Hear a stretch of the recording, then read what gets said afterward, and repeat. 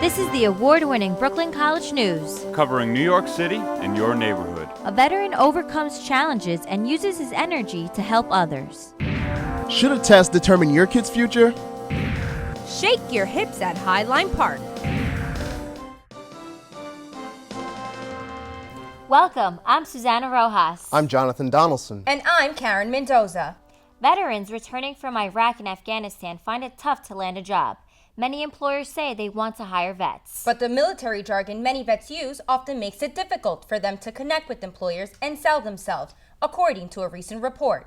Charles Baldini found one vet who uses everything he has to communicate.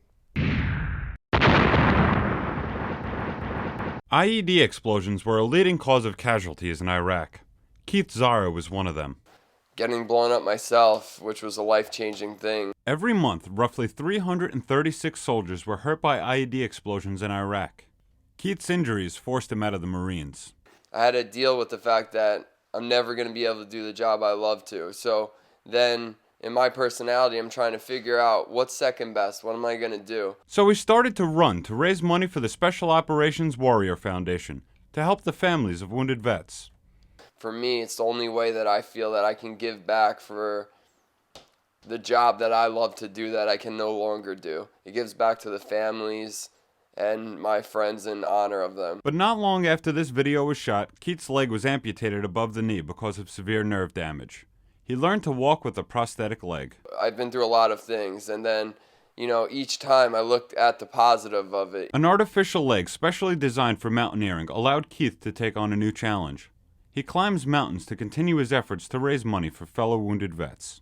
In my eyes, I'm so young that I feel like I want to make the best of it. I don't want to live the rest of my life being miserable, and that's led me to helping others and kind of guided me to where my life path has been going so far. Recently, Keith was caught in an avalanche on Mount Washington. He suffered internal injuries and seriously damaged his shoulder and lost mobility in his right arm. A lot of people are like, hey, why would you put yourself in that situation? And I'm a big believer of, it's like the same thing. If you got in a car accident, you don't stop driving. For me, that's just my personality. I'm never going to stop doing what I love to do, and I'm not going to be afraid to live life. Keith's positive outlook on life makes his longtime friends shake their heads with admiration. Keith inspired me by showing me that even when all the cards are dealt against you, that there's always an out, and that's always just to keep pressing forward in life. I have my mind, I have my family, I have my friends, and as long as I stay positive, that's what gets me through each day, Charles Baldini, Brooklyn College News. Next time you pass a construction site, look up. You might see a construction worker in an unsafe situation. Charina Nadira reports about the need for worker safety. This construction worker is frightening to watch. He is up high and not wearing a safety harness and helmet. That violates federal safety rules. The reality is that employers do not have an incentive to comply with the workplace safety laws. Attorney Magdalena Barbosa and others from the activist group Make the Road by Walking held a news conference to highlight the need for enforcement of workers' safety rules, especially on scaffolds. We're here in front of a construction site where tragically a worker fell and was killed in a construction accident. This kind of thing cannot and should not be allowed to continue. While I shot this video, I saw more than one construction worker working without a harness or a helmet. This man followed the rules set by the law. Across the country, 4,500 people get hurt in construction accidents every year. Falls and object striking workers are the leading causes of construction fatalities, according to OSHA. Mark Proferis fell from a scaffold 6 years ago. I broke my back, I hurt my neck. I had a knee operation.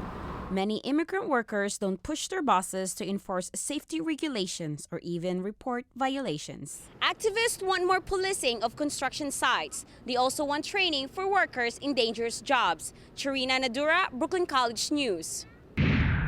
Beyond construction, teen worker safety is another big area of concern. Every year, about 200,000 teenagers in the U.S. are injured on the job. New York State officials want to raise awareness about the potential danger and encourage employers and kids to take extra precautions. Moving to another story, neighbors in Flatbush want the city to remove an eyesore. They say an abandoned house destroys the beauty of their block. Taylor Baker reports. Insects and the rodents It's no fun being outside anymore. The abandoned house next door drives Esther crazy. The Victorian-style house caught fire in 2009. We don't know what caused it that morning. We just smelled a bad smoke, and that was it. The owner deserted his house, and now people dump their garbage there. Everybody uses it over here as a dumping ground. Neighbors complain that the debris from the abandoned house blows into their yards. Because it is an eyesore to the community. This is a middle-class community. Everybody works, takes care of their homes. The Department of Buildings and the Environmental Control Board fined the owner $5,000. He hasn't paid. I just find it, appalling, really, that the city let this go by. Neighbors want the house demolished. The city gave approval for it to be taken down, but nothing has happened. City Council member Jamani Williams says city agents have yet to take responsibility. My office has discovered continuing issues between DOB, between HPD, between finance, between ECB, everybody going like this to each other. Not good enough for Esther and her neighbors. I can't do anything but hope and pray every day that something gets done and gets done soon. Until the city acts, neighbors will continue to wait. Reporting from Flatbush, Taylor Baker, BCN News, Brooklyn. Some residents of Breezy Point want local and federal government help. They pay mortgages and electricity bills for empty lots where their homes once stood. Superstorm Sandy destroyed more than 120 homes. Russell Midori found bureaucratic snags prevent some from getting needed building permits. I'm standing in front of what used to be somebody's home. Now it's one of many empty lots all around Breezy Point. The worst storm in the history of this beach community lasted one day. The bureaucratic storm that followed has lasted 8 months so far. Since October, I've been wishing it's all going to be good. We're going to be there by July or something, but it's June and no one's built. The flood insurance companies still haven't paid Sandy victims in Breezy Point. And the Department of Buildings has drastically increased regulations for people who want to rebuild. I understand doing the test on the cement, but between the rebarb and everything else that they're requiring us to put into this system, you could put a skyscraper on top of this foundation. And to replace the houses that burned in a major fire during the storm, homeowners have to apply through a New York City agency called the Board of Standards and Appeals. But the BSA hasn't approved any of the 110 permit applications in Breezy Point since the storm. There's so much silliness going on. I already had permits. I had a 2-story house, and they're telling me I have to file again, go to the Board of Standards and Appeals. Just ridiculous. Why can't I just build my house back? At the state capitol in Albany, State Senator Joe Adabo pushed legislation that lets these homeowners bypass the BSA. This bill will help them get back on their feet, start to rebuild. Many people haven't started. They're waiting for this bill. The State Assembly and the State Senate unanimously passed the bill to help victims of the Breezy Point fire. The bill is passed. Adabo said the only question remaining is whether Governor Andrew Cuomo will sign it into law. The bill has no cost impact on the city, has no cost impact on the state. So there's really no reason rationally for the governor to veto it at this point. We reached out to the governor's office to see if and when he plans to sign the bill. Like the residents of Breezy Point, we are still awaiting his response. I'm Russell Midori, Brooklyn College News. Canal Street is a magnet for people who want to buy designer counterfeits. Fake designer handbags may seem like great deals. But now a city council person wants to find the people who buy them. Charles Carr reports. People come here to purchase counterfeit goods. Counterfeit business is good on Canal Street. Locals and tourists shop here for knockoffs. What's on display out front isn't always fake, but the stuff people want is hidden away. We've been approached multiple times by people asking, hey, do you want, actually Rolexes in particular. My sister wanted a ridiculously funny fake Rolex, but not one that was, I guess, stolen or a legitimate. More than 40 stores line the busy street. Merchants sell everything from sunglasses to handbags to watches, scarves, hats, and anything else with a designer logo. Whatever you buy, the price for a knockoff is dramatically less than the real thing. A real Gucci handbag might sell for $1,200. But here on Canal, a fake Gucci is $60. Business is wonderful. I couldn't imagine doing anything else. When I approached Kieran, a visitor from the UK, her husband and a shabbily dressed man ran away from the camera. My husband wanted to look at sunglasses and watches, and we're actually just round the corner. Our hotel's just in Soho. But her husband and others could be in trouble if Councilwoman Margaret Chin gets her way.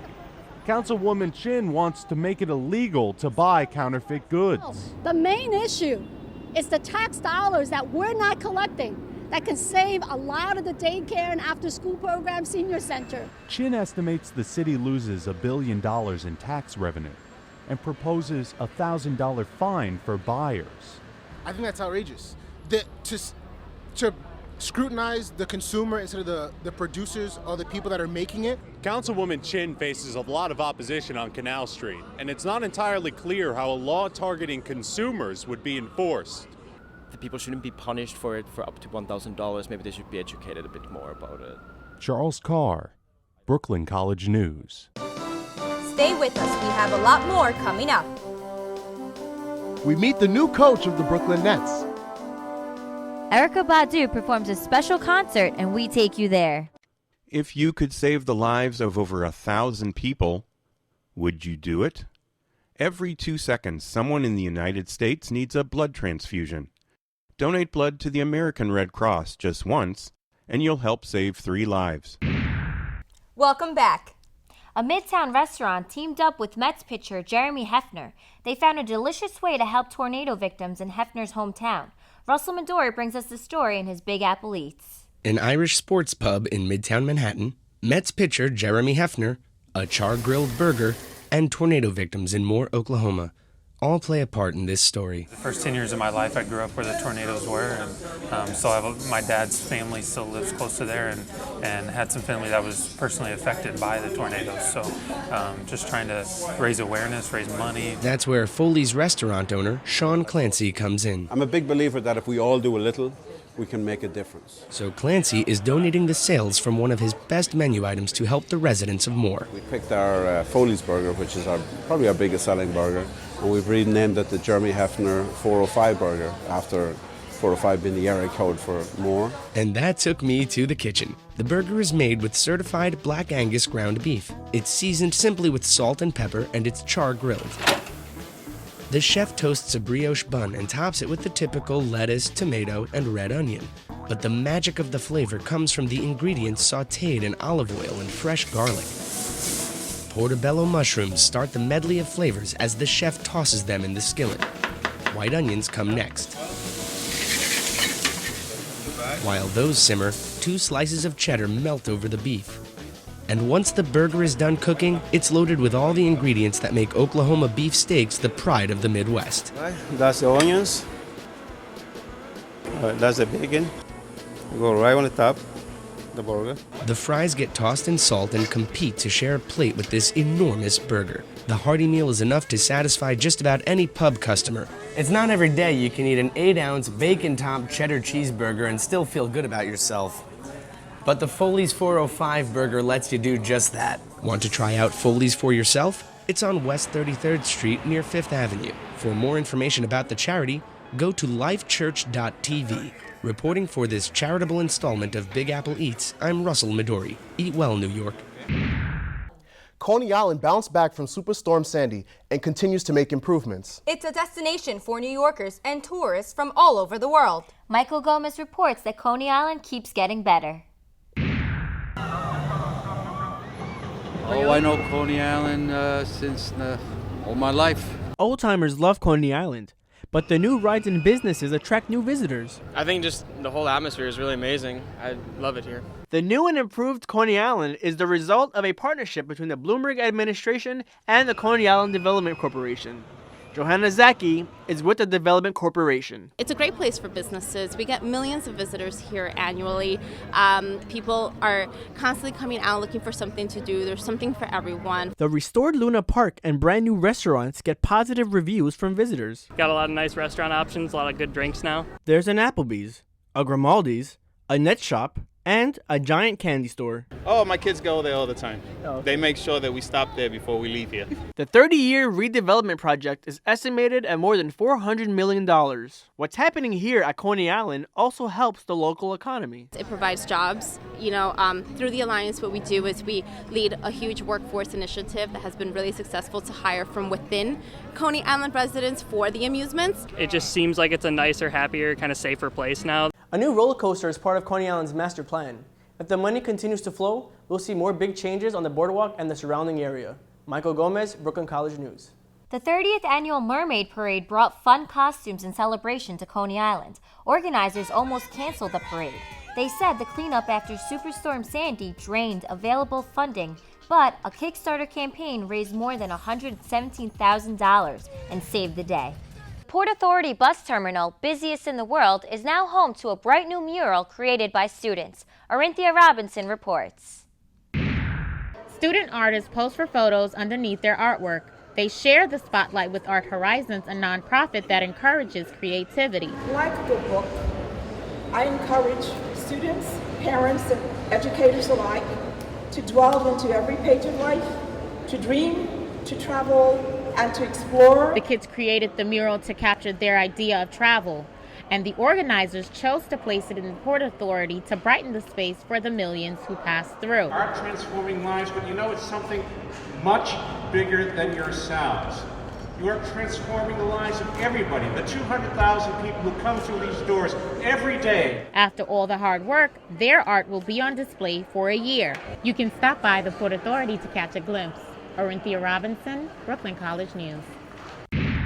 New recruits ready to save lives. You'll find new helping hands in your neighborhoods. Ursula Albert reports. EMTs respond to every emergency call in the city. We depend upon them. At a recent graduation ceremony in Brooklyn, 150 EMTs received their diplomas. Fire Commissioner Salvatore Cassano greeted each one. Daniel Riccardi. New EMTs hope to make a difference out in the street. You call 911 when we show up, the emergency is over. Help the best that I can, provide the best patient care that I've been trained to do, and hopefully do the best that I could ever do. Take it as it comes and kind of do the best you can to use your training and kind of go from there. Ron Chow, a veteran EMT, trained the recruits. All excellent students, so I definitely have a lot of faith in them throughout their careers. Each one of them brings a new outlook, a new taste, and just a new outlook to do patient care. The new EMTs have a big challenge. They get as many as 4,000 calls a day, and they are right there on the front line. Ursula Albert, Brooklyn College News. Rallies in Albany and on the steps of City Hall highlight complaints about standardized testing. Ashika James says parents and educators say too much emphasis is placed on tests. Some people take a test real well. Some of those brilliant people in the world don't test well. Mayoral candidate Bill de Blasio wants to get away from high-stakes testing in New York City schools. And so does a coalition of parents and teachers, including UFC President Michael McGrew. The law does not mandate more tests. This is an issue in the race for mayor. New Yorkers for Great Public Schools want the next mayor to take a new direction for testing and less emphasis on standardized tests. This parent says her son worries about every test. That's the first thing on his mind. Mom, will I be able to pass this test? That's not okay, and that's not the way we should be sending our children to school. Many New Yorkers tell us that standardized tests limit their kids' potential. I think it's too much for them just to base their scores to see if they're going to go to the next level. I don't believe in testing at an early age. With the exception of Adrien Broner, candidates running for mayor support this new proposal. Reporting from City Hall, this is Ashika James, BCN News. Despite the emphasis on testing, many students in New York State lag behind. The graduation rate for those just learning the English language dropped from 38% to 34% in 2012. And only 44% of special ed students graduate from high school, according to the New York State Board of Regents. We have a lot more. Stay with us. Dancing, music, Central Park, and romance. Russell Midori caught up with dancers who put on a show for love. For others, it may have just been a summer job. But for me, it was training. Now I'm an Air Force pararescueman, and my job is to save lives. The Nets' new coach, Jason Kidd, promises to make his team a winner. I was at the Barclays Center when Kidd talked to reporters. It's an exciting day for the Brooklyn Nets to have a chance to introduce Jason Kidd as our next head coach. The Barclays Center welcomed Jason Kidd, and he was candid about his new role. I go from being one of the oldest players in the league to now a rookie, coach. And so I'm very excited about this challenge. I think here in Brooklyn we have a special opportunity to achieve that status, and that's to be a championship type caliber. Kidd retired from the Knicks 12 days before this news conference. But before the Knicks, he was a key player on the New Jersey Nets and helped take the team to 2 NBA finals. I understand what it takes to come off the bench. I understand what it means when you can't make a shot. So even though I've had some success as a player, I've also had some failures. And so I know what a player feels like when he feels he can't throw it in the ocean. I understand when when a player's hot, you got to get him the ball. Kidd is clear about what he wants. My job is to put these guys in position to be successful. When you look at some of the best franchises in sports, you use San Antonio. We want to be a team that wins 50 games, on a regular basis. From his seat at the news conference, it sounded like he was already coaching. My message is going to be simple. Understand you got to play hard and you have to play defense. And there's always going to be, we're going to grow together. And that's what's going to make it special. Boxers use their fists to do the talking in the ring, but Tanisha Sweet spoke to champs about what makes a winner. It's a hot day in the gym. Boxers work out in the ring by themselves with a bag. But Adrien Broner and Paulie Malignaggi are the star attractions on this day at Gleason's gym in Dumbo. Malignaggi, the Magic Man, is from Brooklyn. The percentages to really impress in Brooklyn. Broner, nicknamed The Problem, was pretty impressive too. My mom said if you're going to get a job, have fun with it, and that's what I do. I have fun. Both boxers worked out individually, preparing for the welterweight championship fight. Malignaggi was the title holder. Every fight is its own story, and all my fights that I've had are in the past. Broner had 26 wins, no losses, and was cocky, ready to write his own story. What are your concerns about a naturally bigger and taller opponent? Do you have any concerns? Nah. If you check my record, all of my nastiest knockouts been when I jumped up in weight. In the end, Malignaggi lost and Broner took the title. He predicted that. I will take over the sport of boxing. Broner lived up to his cockiness, and he beat the hometown guy. He is the champ with 27 wins, 22 knockouts, and remains undefeated. Tanisha Sweet, Brooklyn College News. The city is filled with music and dance. We found so much to enjoy and learn about. Katy Luz Canela joined a salsa party on the Highline. Friends of the Highline sponsored an evening of Latin music and dancing. It's a celebration in a long-time Latino community in this part of Chelsea. This Arriba event series was in response to one of our local residents from Fulton Houses. And to have it actually out here in such a really beautiful space, it's perfect. The Highline Park is built on an old elevated railroad track. Art and performance is a big part of what happens here.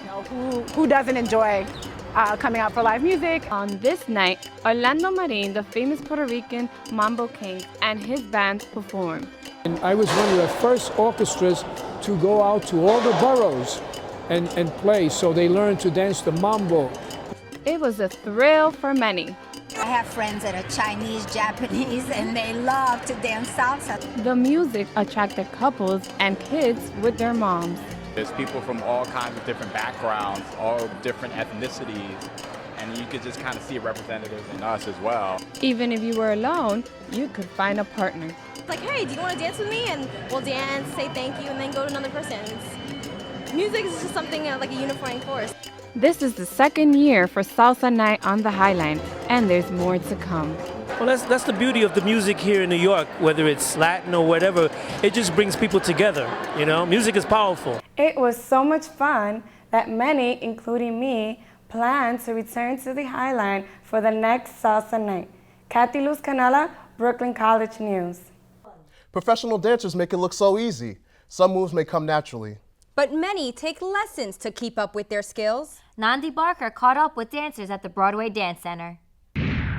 Dancers stretch, do sit-ups to warm up at Broadway Dance Center. Professionals come here to learn new choreography and improve their moves. Leslie Feliciano, in gray, teaches beginners hip-hop. He's worked as a choreographer for more than 10 years. Dancers come from all over to work out. The language of dance is universal. Many speak little or no English. The woman in pink is from Russia. They give me a lot of energy. I got a lot of in technique. So I think they will help me to improve my skills. Leslie, another visitor, has been dancing for 13 years. I trained in ballet, tap, and jazz for 13 years, and then I danced for my hip-hop team at school and was the coach of that for a couple years, and then I just needed to move on to bigger and better dance, so I came here. LeJohn, the man in the white shirt, also choreographs professionally. He danced in the movie Step Up 2, Step Up 3D, and Stomp the Yard. He says the class helps professionals. Nandy Barker, Brooklyn College News. A surprise performance in Central Park turned into a romantic event. Reporter Russell Midori was there. Just a regular Saturday afternoon at Bethesda Fountain in Central Park. But suddenly, someone starts to dance. More people join in. They seem to come out of nowhere. Within seconds, it's a flash mob. More than 200 people gathered to perform a synchronized, choreographed dance routine.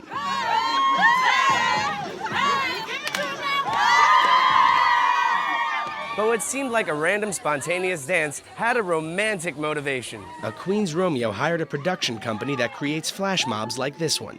Giordano Bevavino used the flash mob as a backdrop as he got down on one knee and asked Dina Miserantino to marry him. Though Dina was almost speechless, she said yes. I'm just overwhelmed. I can't even put it into words. I'm so surprised. That was what I was going for. I am just beside myself, really. Veteran flash mob dancer Krista James said she gets a kick out of performing. It's fun to dance outside in front of everyone and kind of be silly with it, but also the element of surprising a couple. It's awesome. Reporting on romance and dancing at Bethesda Fountain in Central Park, I'm Russell Midori. Brooklyn Academy of Music always features great performers, but this BAM concert offered something special for free.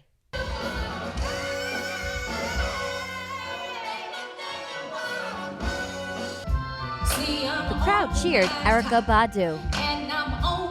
She and the Brooklyn Philharmonic performed for free at the Brooklyn Academy of Music. This was an open rehearsal. School kids and people who generally cannot afford to go to her concert were invited for free. Badu sang, danced, and performed with a lot of energy.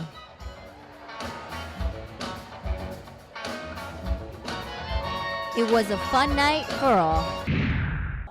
That's our newscast for now. I'm Susana Rojas. Thanks for joining us. I'm Karen Mendoza. And I'm Jonathan Donaldson. See you next time.